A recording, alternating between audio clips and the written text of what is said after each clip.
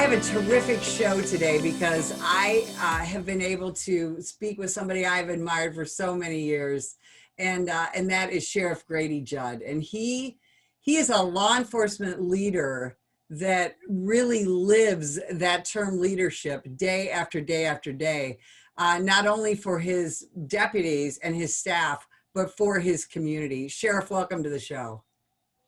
Thank you very much, Sergeant. It is my honor to be with you today. And I like to tell everyone, I'm just a street cop. And I've been in law enforcement since I was 18 years old, and I love every bit of it. So it's an honor to be with you today and for us to talk about some of the old times and a lot of the new times. Well, and we're going through some tough times right now, Sheriff. As you know, American law enforcement is under attack, and from the political side, from the media side. So many urban areas have violent riots and things like that.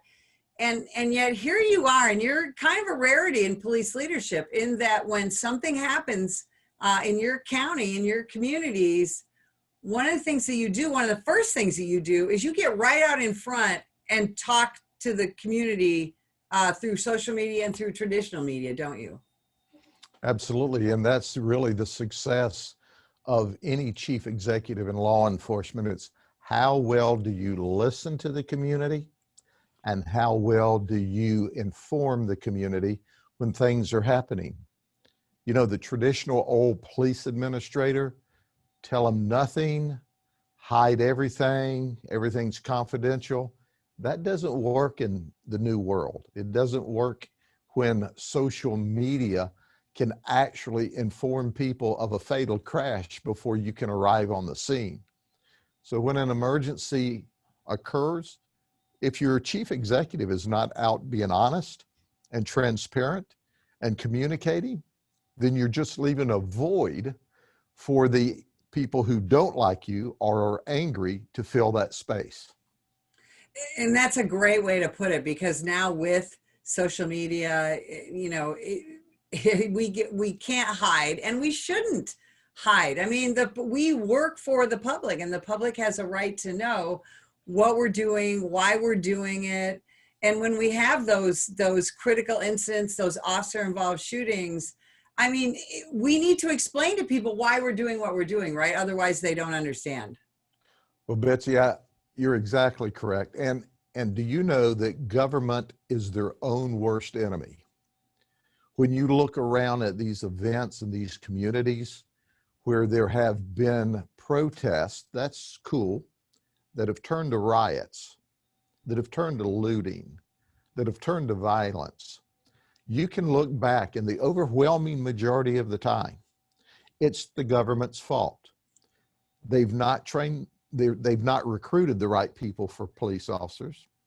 They've not hired the right people for the police officers. They've not trained people appropriately, or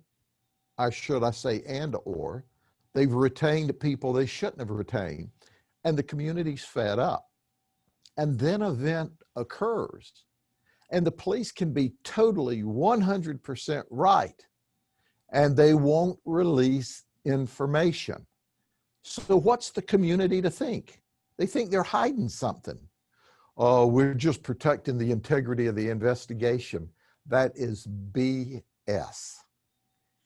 That's absolutely. What we do in this community, whether we're involved in the use of force or whether we're investigating a murder, I immediately go in front of not only the traditional media, but I now set up Facebook Live. I look the camera in the eye, much like I am today, and I say, ladies and gentlemen, I'm here today to give you information. Let me underscore, this event happened 2 hours ago, or 1 hour ago, or 3 hours ago. So the information that I tell you right now is the best that we have. And we may find it's inaccurate later on. We'll clear the record up later on, but we want you to know what we know right now. And Sergeant, if the chief law enforcement officer would do that, if they would grab those body cam videos or those store videos or those community videos and say, see there, the guy had a knife. The guy was chasing the cops. The cops were warning them. The cops were backing up from them and were forced to shoot. Then most of that angst would never occur. But when you don't communicate with the community, what are they to think? And then you go, oh, I'm protecting the integrity of the case. You are not. You're creating an environment for your community to burn to the ground. That's absolutely true. And we have seen that a lot. And I know, back in the day when you and I were young cops, we stood back from the media and we wanted to make sure, and we still see this today, where a lot of police leaders want to wait till they have all the information before we talk to the public about it. And that just doesn't work, does it? No, it doesn't work anymore. And it's so wrong on every level for about 1,000 different reasons. I communicate with the traditional media as well as social media. And do you know, my folks that cover us, and I don't have an ABC, a CBS, a NBC, a Fox, and a CNN. I have that times two, because I've got a Tampa market and I've got an Orlando market. So you double what you have in your community, I've got double that. So I'm looking at 2 Foxes, 2 CNNs, 2 ABCs, 2 CBS, 2 NBCs. But when they come to cover me, we have a great professional relationship. Professionally, I respect them. I know they have to ask the tough questions, but when I go out and talk to them on what I call emergent situations, I don't leave them with any questions to ask that I can answer, because if I know it, I share it. If they ask me a question and I don't have the answer, I'll tell them, I don't have the answer yet, or it's too early in the investigation, or the suspect's at large, and that's too detailed of information to release at this moment in time. But as a result, if you first give trust as a police executive, then you'll get trust in return, whether that's in the community or with the media. I have the highest respect and regard for the media. And as a result, they treat me fair. I hear police executives when I go to state and national meetings, well, the media is not fair and they're not this and they're not that. I don't have that experience at all. I find that 98% of the time, the media is spot on. You're thorough. They are professional. They ask questions. If they want to know something, we try to tell them. If we can't tell them, we tell them why we can't tell them. And that's a rarity. So as a result, when you trust them with information, they trust you. And Sergeant, there's something else that I want to add. A lot of times I will tell them, I'll tell you this now, if you promise not to run it live and hold it, embargo it for 2 hours, 3 hours to the 6 o'clock news tonight. Now, we always have to make sure that we're not on Facebook Live when that happens. And it's normally at the end of the press, what we call the presser, where we've turned off Facebook Live. Then I tell them, and I'll give them information that they've got video on. And they go, oh, no, you can't do that. They'll burn you. I've never been burnt. They've always been good for their word with me. But when you play games with them, and as I tell my colleagues when I'm coaching, if you poke a reporter in the eye, well, certainly he or she has feelings. You don't think they're not going to try to poke you back in the eye given the first opportunity? Well, of course they are. But when you build that kind of trust in relationship, occasionally, they either go above and beyond, or you'll get someone that's snarky. I look them in the eye. Facebook Live, their Facebook Live, and I say, don't be snarky. Don't be a troublemaker. You know not to ask that question. I'm not going to answer that question. So what you're communicating is that you're talking to your constituency in the community, as well as to the reporter, like you're sitting on the couch in the living room with them. And the community understands that and respects it, and so does the media. But I can tell you, I've been sheriff since 2005. I've worked in this organization since I was 18 years old, and I hate to tell you that was a long time ago, since 1972. And I can count on one hand, maybe two hands, with a couple of fingers left over, how many what I call rough situations we've had live on camera. And you know what? The community goes, you go, Sheriff, answer their questions, be professional, but if they jump on you, jump back on them. You can't do that every day. I don't do that every day. Like I said, I've talked to them thousands and thousands of times. Probably much less than 10 times have we had a conflict on the air, because they're professionals. They're there to do a job. And if we help them do their job, they're going to respect us back and be professional to us. See, and that's part of, because you have a reputation, Sheriff, a national reputation of dealing honestly with the media. You also have a national reputation with American law enforcement officers for being a leader who supports his people when they're doing the right thing, which is, you know, the vast majority of the time. How does that affect morale at your sheriff's department? Oh, it works very well, because my guys appreciate me standing up and defending them when an event occurs. And I look the deputies in the eye. If we have a horrible event, and let's talk about having to shoot someone in the line of duty, I communicate to the public. We never, ever, ever wake up in the morning and say, gosh, maybe I can shoot somebody today. Law enforcement officers wake up every day and pray that they don't have to use deadly force. Absolutely. Or don't have to get in a fight. But when that occurs, I go to the scene.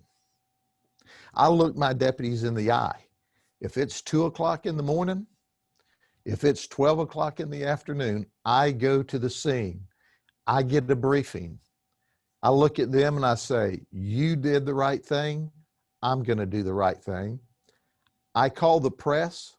I line them up outside and I tell them the truth, what happened. And then I say something to the effect, we didn't choose to shoot him.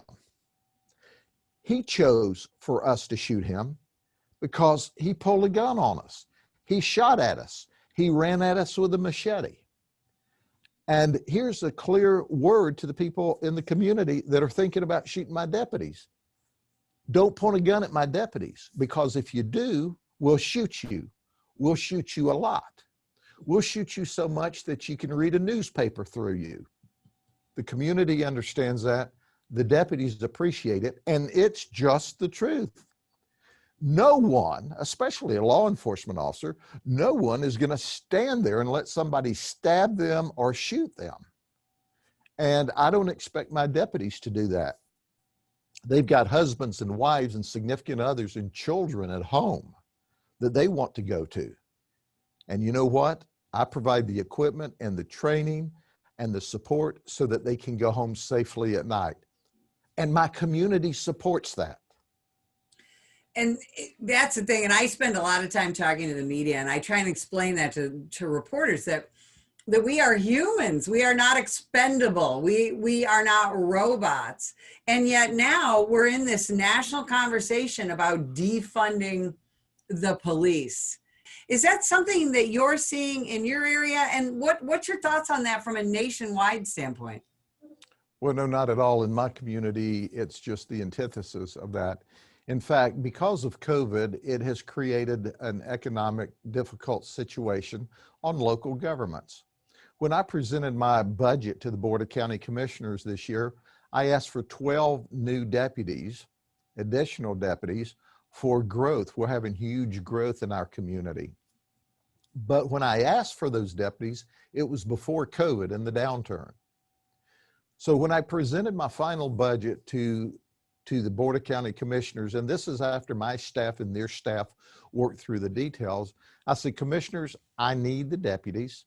The population's up, the demand for service is up, but I understand that we have a very difficult situation with COVID And one of the residual negatives is there'll be an economic problem. So I'm willing today to withdraw the 12 deputies and we'll just tough it out. And that'll return well over $1 million to the Board of County Commissioners. They looked me in the eye and said, Sheriff, you keep the money. If you see you can do without the deputies, send it back to us at the end of the budget year. Otherwise, go out and hire your 12 deputies. The safety and security of this community is number one. Well, that's the relationships we have. And we can get into as deep as you feel comfortable, Sarge, that most of the communities that have a problem, that problem that occurs by the community, no, it started by the local government that was not responsive to the community. So the government you get is based upon how you treat people in the community. And I would love to talk more about that because, you know, you do see a lot of communities where they're very frustrated with their law enforcement, they're frustrated with their city or county government, and they don't feel like the government, all of the government is responsive. And then who is the most visible member of the government, quote unquote? That's law enforcement. We're the ones that are out there in the community. So all of that frustration seems to get unleashed on us, doesn't it? It really does, because think about it. Who in your community woke up this morning, spun around, put their feet on the floor and said, gosh, I'd like to have an interaction with the police department today? Wouldn't it be great if I got a ticket on the way to work so I could meet a nice police officer? Wouldn't it be totally awesome if I went outside to get in my car and somebody had broken into it overnight so I could talk to a nice police officer to write a report? People don't want to be involved with us as a witness, as a victim, or a suspect. So we have to be even more forthcoming. We have to be even more engaged in customer service. But that's not normal. Let me give you an example. We had a deputy that retired from us with an illustrious career, but he still wanted to work.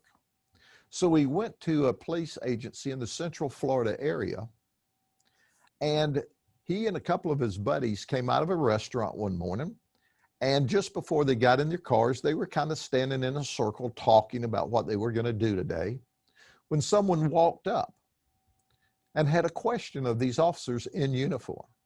Well, they tightened the circle and kind of pushed him out. Well, my former deputy excused himself, went over there and said, sir, can I help you? Well, the gentleman just needed directions. So he took out one of his business cards and he provided the directions on that business card and handed it to the man. On that business card was his name and the brand of the police department. When he walked back over to the officers, you know what they said? Hey, dude, this ain't that customer service at the sheriff's office. We don't do that here. Are you kidding me?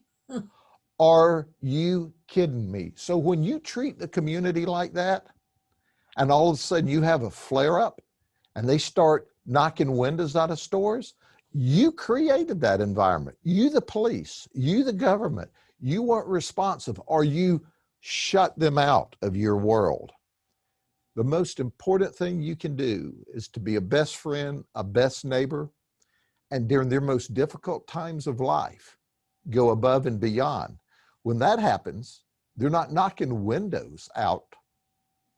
This county that I live in is 690,000 people. We didn't have a riot. You know why? We love our community. We tell them as much.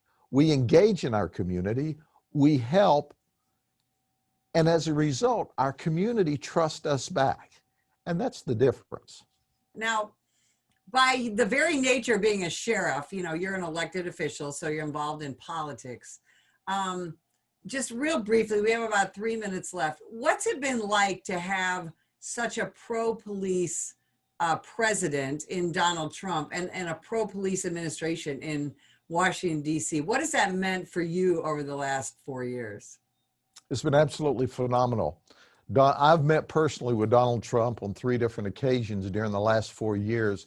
I was the president of the Major County Sheriffs of America. And when I said I met with him, it wasn't me and 500 or 1,000 people. One time there was about 10 police administrators, another time about 4, and another time it was just the president and me in a communication. He was totally supportive, and it tells us that somebody has our back, because you can't go out and do your job right if the government's not going to support you. If you have to fear being arrested or charged for just doing your job. Donald Trump treated us right the last 4 years. He absolutely did. Sheriff, what would you say to a young person who is thinking, boy, I think I want to be a cop, but things seem so crazy out there right now and so negative. What advice would you have for somebody? Go for it. I've loved most every day. If you love what you do, then you don't work. Oh, there's been some tragic days along the way when you saw that baby die or they had died in your hands. When you went to that fatal crash of the entire family dying in a plane crash, or when they shot and killed your partner or your best friend or one of your colleagues. Those days are there. But I can tell you that I've had a wonderful life as a law enforcement officer. And my work family surrounds me during the most difficult times. But every day we make people's lives better. Every day we serve people and we help them out. And I wouldn't trade my life as a law enforcement officer for anything in the world. So I tell those young men and women, don't deprive yourself of the opportunity to make your community better. Go for it. Absolutely. Sheriff, you're one of the best social media follows out there on Twitter and Facebook. And so is your agency. How can people follow you and keep up with how you're doing? Because you're a terrific example of how to communicate with the public. Well, I love the community and I love to talk. I like my First Amendment rights, my freedom of speech. But if you go do polksheriff.org, then you can go online and see all of our access to Twitter, or you can go on Facebook and type in Polk, Florida Sheriff, and voila, there we are. Absolutely, Sheriff. We appreciate you spending some time with us today. And folks, if you'd like more information about the National Police Association, go to nationalpolice.org.